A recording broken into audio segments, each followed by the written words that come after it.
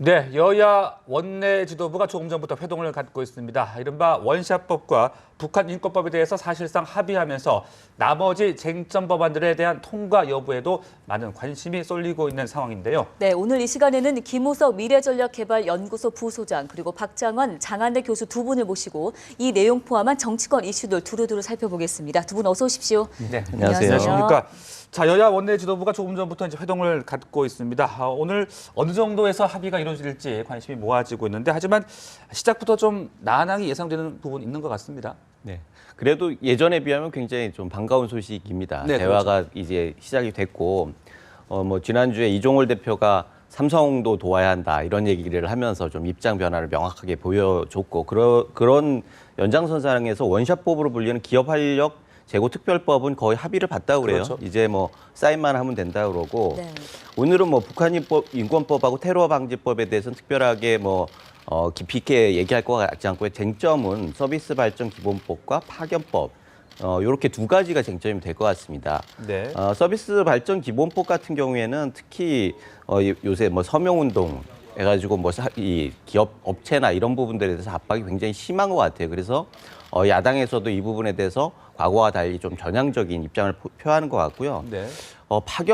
파견법은 아직은 좀 굉장히 어려운 것 같습니다. 네. 노동 5개 그 노동 관련법 중에서 정부 여당에서는 일단은 기간제법을 양보하고 파견법은 좀 그 야당에서 양보해달라 네네. 이렇게 얘기를 하고 있는데 나머지 3개 법안은 거의 다 뭐 특별한 이견이 없고요. 이 부분이 어떻게 오늘 논의가 진척이 되느냐에 따라서 전체적으로 이 쟁점 법안들에 대한 구도가 잡힐 것 같아요. 네. 네. 문제는 지금 이게 야당의 변화가 이렇게 이어지는 부분들이 어떤 환경에서 벌어지고 있느냐 그것을 보면은 앞으로 어떻게 진척될 것인가를 알 수가 있는데 아까 앵커께서 말씀하셨지만 난항이 뭐 예상된다라고 네. 하는 부분들도 있지만 또 긍정적인 전망들도 있어요. 일단은 뭐 정부 여당에서 뭐 기간제법 등 양보를 하면서 일단은 그 좀 포용적인 면 그리고 대화를 열어보겠다는 의지를 보여줬던 거고요. 그 다음에 가장 좀 눈에 띄는 게 지금 국민의 당 아니겠습니까? 예. 거기에서 일단 제3영역에서 대안이라고 하는 그 야당의 대안 세력이라고 하는 압박이 있기 때문에 네. 지금 더불어민주당도 과거와 같이 일방적으로 아주 강성으로만 할 수 없는 그런 환경이 있고요. 아까 말씀드렸듯이 기업의 이 서명운동도 굉장히 부담을 느끼는 것 같아요. 가장 중요한 거는 더불어민주당이 어제부로 선대위 시스템으로 바뀌는 거를 선언을 했지 않습니까? 문재인 대표가 이 선으로 후퇴하겠다고 얘기하고, 예.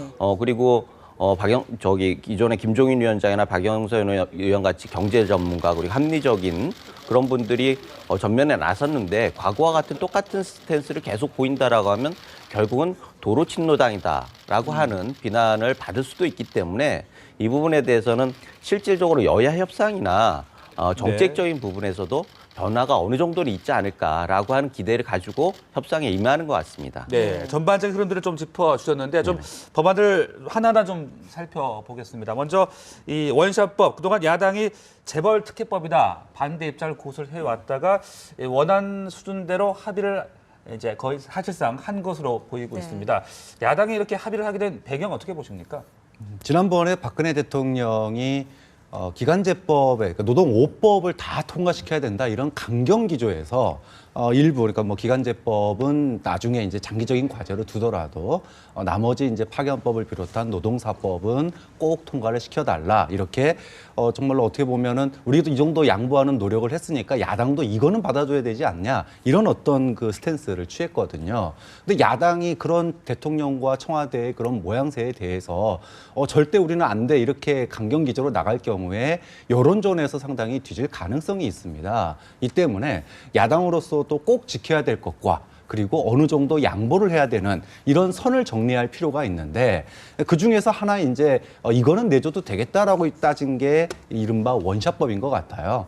그러니까 경제 민주화를 강조하는 지금의 그 더민주당의 기조에서 보면 사실 재벌 특혜 이거 용납할 수 없지만 네. 그거보다 더 중요하게 여기는 예를 들면은 뭐 테러 방지법이라든지 아니면 서비스 산업 발전 기본법 그리고 이런 부분들에 대해서 특히 파견법 이런 부분들의 자신들의 어떤 입장을 지키기 위해서는 우리도 이 정도 기업활력특별재고법을 양보했으니 나머지는 절대 안 된다. 이런 어떤 그러니까 일종의 보면은 모양새 그리고 서로가 청와대와 야당이 기선 잡기 위한 서로 하나씩 정말 양보할 수 있는 여지 요만큼씩을 하나씩 내놓은 거에 불과하다.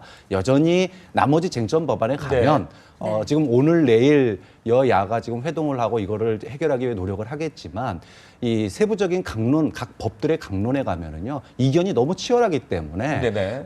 그 입장도 너무 차이가 크고요. 그래서 일단은 뭐 양보의 그 더 큰 걸 지키기 위해서 일부를 양보했다. 뭐 이렇게 봐야 될 것 같습니다. 네, 쟁점 법안이 모두 말씀하신 것처럼 8개인데 원샷법, 북한 인권법 외에 지금 6개의 법안에 대해서 의견 차이가 크기 때문에 논의를 하고 있는 것으로 저희가 전해지고 있습니다.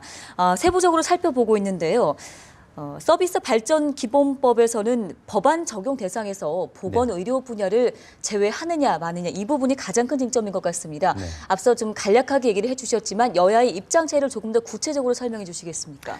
일단은 서비스 발전 기본법에 대해서 그 야당 쪽에서는 보건의료 분야 이 민영화 부분에 대해서 강하게 이의 제기를 하면서 이것을 근거로 해가지고 법 통과를 저지를 해왔죠. 그래서 구체적인 부분들로 들어가면 아까 말씀하셨듯이 쟁점들이 많이 있습니다. 그런데 본질적으로 보건의료 분야를 논의를 하지 그러니까 과거에 그 상임위에서 그거에 대해서 그것 때문에 안 된다라고 하면서도 구체적으로 논의를 자체를 거부해 왔기 때문에 결국은 의료보건 분야 때문이라기보다는 이 법을 저지하기 위한 어떤 방편으로 이거를 내세운 거 아니냐 이런 비난들을 많이 받았어요. 그래서 과거와 같이 계속 되고 안 되고 이 게임만으로 가지는 않을 거라고 봅니다. 그 세부적으로 어느 선에서 접점을 찾을 것인가 이런 논의가 있을 것 같고요. 가장 중요한 건 결국은 의지라고 봅니다. 여야가 지금 엄동설안에 그럼 경제가 어려운데 어떻게 할 거냐.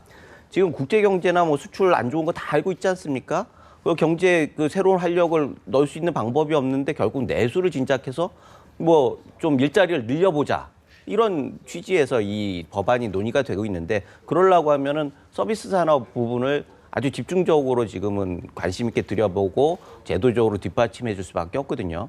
이런 요구들이 있고 이것이 실제적으로 대기업을 비롯해서 중소기업까지 다 나서서 서명운동까지 하는 이런 상황이 벌어지고 있는데 이런 상황에서 아주 지엽적인 걸 잡고 법 전체를 막아나가는 것은 실질적으로 가능하지 않지 않을까 이런 생각이 들고요. 그래서 이것만 가지고는 안 되고 결국은 들어가가지고 세부적으로 좀 조정하는 게 오늘 내일 사이에 아마 있지 않을까 이렇게 기대를 해봅니다. 네. 자, 또 이 테러 방지법에 대해서는 이 국가정보원과 금융정보분석원의 이 정보 조사권을 주느냐의 문제, 또 파견법을 추가로 수정 또는 제외할 것이냐 이 부분들 여야의 합의가 참 쉽지는 않아 보이거든요. 예, 일단 야당이 이제 절대 받아들일 수 없다라고 얘기하는 그 중에서 가장 이제 쟁점 법안들 중에서 파견법은 야당이 받아들이기가 쉽지 않을 겁니다. 지금 엄동설안에 이제 뭐 노조라든지 노동계에서 지금 집회까지 하고 있는 이런 상황인데 야당이 이 파견법을 받아들이게 되면은 지지층의 이탈이 불가피한 상황이거든요. 그래서 파견법 양보는 어려울 것 같고요. 테러 방지법 같은 경우에도 이 금융 정보에 대한 포괄적 수집 이 부분이 핵심이에요. 그러니까 지금 구체적으로 예를 들면 영장 없이 일상적으로 금융 정보를 국정원이 마음대로 이제 들여다보겠다라는 얘기인데 이 부분에 대해서 예를 들면은 영장과 구체적인 어떤 절차 이런 부분들이 좀 명시가 되고 일정한 제한이 두어진다면 야당이 좀 수용할 수 있는 여지가 있고요. 또 하나 이 테러 방지법에서 컨트롤 타워 즉 이 부분을 청와대에 둘 것이냐 아니면은 국무총리 산하로 둘 것이냐. 근데 이 부분은 좀 어느 정도 이제 좀 좁혀지는 것 같습니다. 국무총리 산하로 좀 가는 쪽으로 좁혀지는 것 같은데 이 국정원의 일상적인 정보 수집, 특히 국민들의 이 금융 정보에 대해서 영장 없이 마음대로 볼 수 있는 권한을 주냐 마느냐 이 부분이 이제 가장 큰 쟁점인데 야당으로서는 그동안에 국정원의 셀프 개혁, 뭐 박근혜 대통령이 셀프 개혁 얘기를 몇 년 동안 해왔는데 그동안에 뭐 여러 가지 이제 선거 개입 논란 또 정치 개입 논란에 있어가지고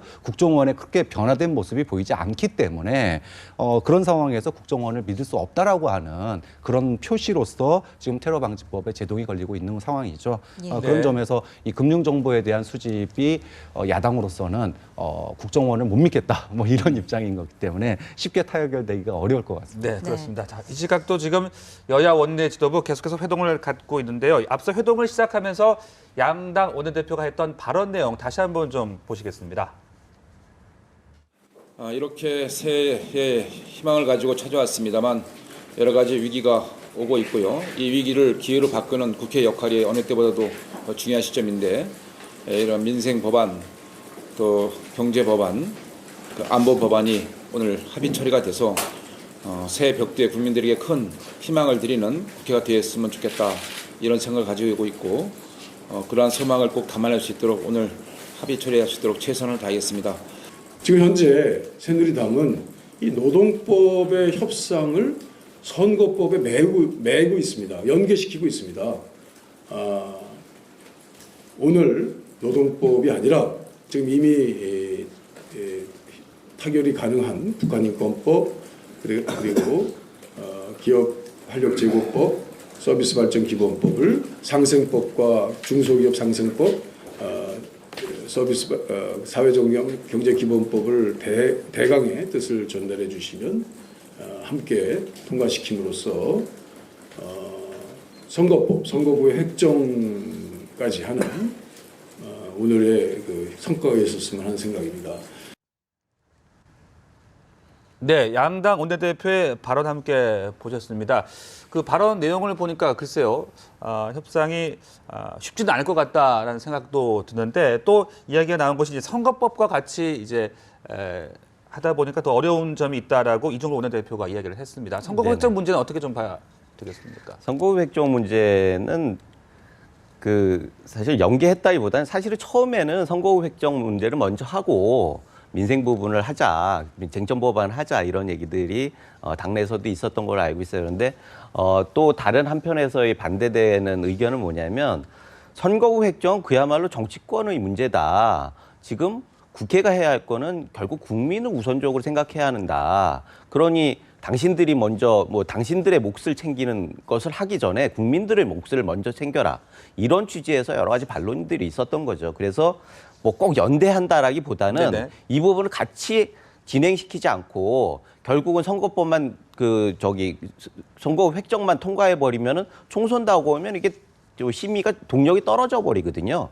그럼 결국 피해를 보는 건 고스란히 국민들이 피해를 보기 때문에 이 부분에 대해서는 집권 여당의 입장에서는 집중적으로 논의를 하지 않을 수가 없고요. 네. 그리고 오늘 내일 중에는 아마도 아까 말씀드렸던 여러 가지 환경의 변화 때문에 일정 정도 성과를 내지 못하고 또 이게 결렬이 돼버리고 그렇다고 하면 국회가 정말 힘든 상황이 될 거예요. 그리고 게다가 지금 국회의장도 계속 여야의 합의와 거기에 대해서 도출되는 합의안을 좀 계속 요구하고 네. 의장도 굉장히 푸시를 강하게 하고 국민도 강하게 하고 정부도 강하게 하고 이런 와중에 오로지 그냥 야당, 여당 이렇게 해가지고 각을 세우고만 있을 수는 없을 거라고 보고요. 네. 주말 사이에 일정 정도의 합의를 끌어내야 하고 또 할 거라고 봅니다. 네, 선거구 부존재 사태가 이어지고 있는 만큼 뭔가 좀 합의가 진전이 돼야 할 것 같은데요. 네, 사실 선거구 획정 문제는 오래전에 끝났어야 될 상황이죠. 국회가 지금 법을 어기고 있는 상황인데요.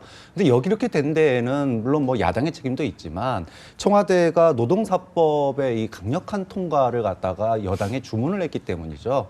여당이 만약에 이제 선거구 획정돼 버리고 나면 말 그대로 국회가 다 선거 이제 모드로 전환이 되고 그렇게 되면은 국회에서 관련된 여러 가지 쟁점 법안들은 선거 끝나고 하자 이렇게 돼 버리면은 다음 국회로 넘어가는 거 아니겠습니까? 이러다 보니 청와대에서 강력하게 이번에 노동사법을 통과시켜 달라 이러다 보니까 선거구 획정하고 연계가 됐습니다. 이러다 보니까 이게 이제 풀어야 될 숙제가 한두 가지가 아니게 됐어요. 네. 선거구 획정은 말 그대로 여야의 자기들 밥그릇 싸움이거든요. 근데 이 밥그릇 싸움과 국민의 이해관계가 걸린 뭐 노동법, 테러관계법, 서비스 발전법 이런 것들이 다 복잡하게 연계가 돼 있다 보니까 이게 풀기 힘든 매듭이 꼬이고 있는 상황이거든요. 그럼 두 가지 방법밖에 없다고 봐요. 하나는 여당이 정말로 노동관계법이나 아니면 다른 여타의 법안들의 쟁점 법안의 처리를 원하면 선거구 획정에서 야당의 대폭적인 양보를 하든지 말 그대로 정말 일괄 타결을 하든지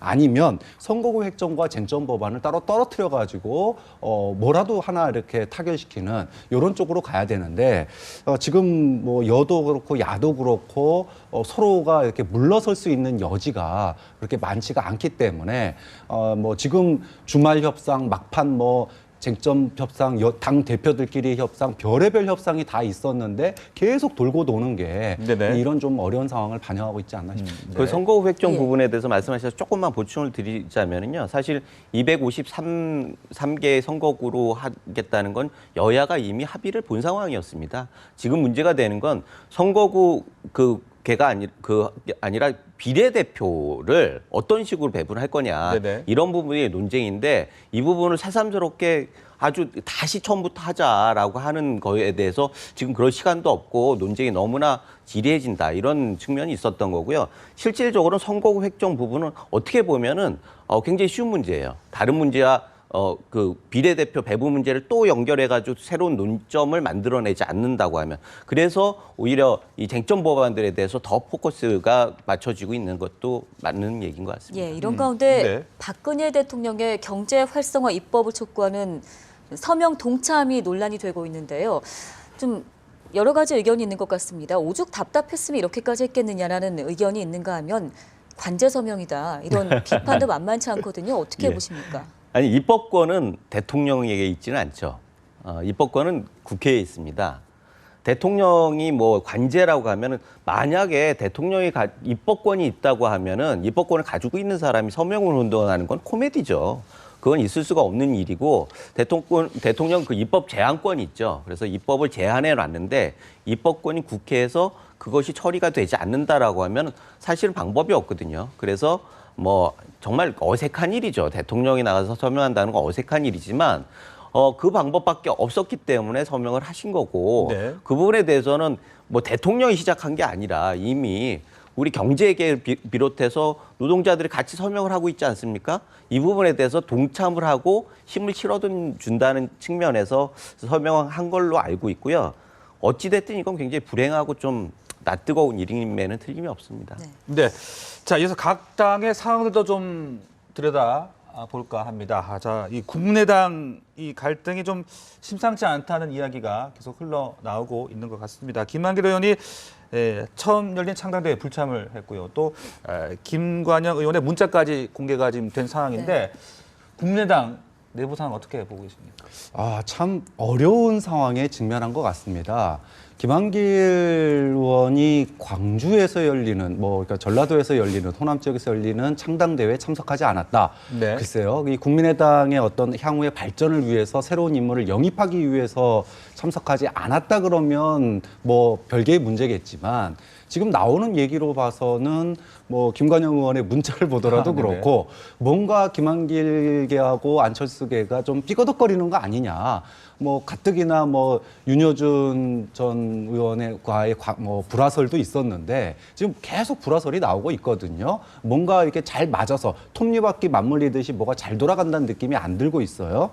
특히 이제 김관영 의원의 이 문자 공개 이거는 네네. 사실 지난번에 문병호 의원도 박영선 의원 영입하기 위해서 뭐 서울시장을 제안하고 뭐 이런 그 문자가 공개된 적이 있었는데 참 어떻게 보면은 셀프 디스 아니냐 이런 생각도 들어요. 새로운 정치 또 상식적인 어떤 중도층과의 접근 이런 것들을 국민의당이 표방을 하고 있는데 네. 누구에게 자리를 박영선 의원에게는 서울시장을 양보하고 보장하고 또 젊은 청년 인재들에게는 비례대표를 약속하고 데려온다. 이런 게 마치 이거 이제 구태 정치거든요. 근데 이런 것들을 가지고 새로운 당을 만들겠다라고 하는 게 어떤 여과 없이 국민들에게 지금 보도를 통해서 나오고 있는 걸 보면 지금 국민의당에 컨트롤 타워가 없다라는 느낌을 지울 수가 없습니다. 물론 이제 갓 만들어진 당이기 때문에 네. 어수선할 수밖에 없겠지만 이념적으로도 모호하고 인물 중심도 모호하고 이러다 보니까 그러면은 안철수 의원 개인기라도 이렇게 좀 잘 보여줘야 되는데 협동심도 잘 안 보이고 개인기도 안 보이고 네. 이러다 보니 국민의당이 처음 출발할 때는 정말 무서운 기세로 출발을 했는데 네. 이게 지금 용두사미 형태가 되고 있는 게 아닌가 싶어요. 네, 어려운 상황이다라고 평가를 해주셨는데요. 그렇습니다. 박영선 의원 등 더민주 의원들이 잇따라 당 잔류를 결정한 상황이고요.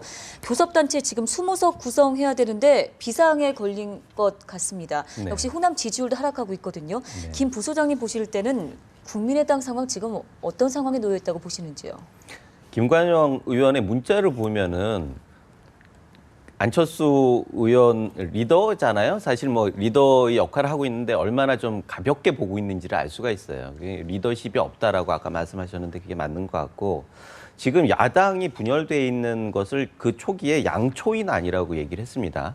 두 초선 의원들이 정치력을 가지지 않고 국정을 너무 이렇게 제대로 끌고 가지 못해서 벌어지는 난이다 이렇게까지 얘기가 나왔었는데 네. 지금도 그 연장선상에는 있는 것 같아요. 안철수 의원 같은 경우에는 나왔는데 사실은 정치력을 보여주지 못하고 여기저기 끌려다니는 모습을 보이고 또 문재인 의원 같은 경우에는 어떻습니까?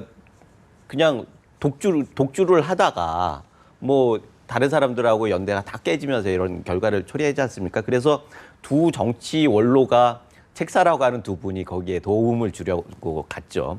윤여준 의원과 전 의원과 김종인 의원 두 분이 갔어요. 근데 안철수 의원 처음에 이 국민의당에서 활동을 할 때 윤여준 의원이 건강상의 이유를 들어서 거의 참여를 하지 못하다 보니까 각 세력들이 다 자기 얘기만 한 거예요. 그런데 안철수 의원이 조정 역할을 못하고 결국은 지금의 그 정책위로 들어선 거고 문재인 대표 같은 경우에도 김종인 위원장이 와가지고 일정 정도 균형을 잡는다 했지만 네. 선대위 구성을 하는 거 보면 또 결국 다시 친노위 당, 문재인 당으로 가고 있어요. 네. 이런 면에 있어서 양쪽 다 이 양초의 안에 그 범위에서 크게 벗어나지 못하고 있다.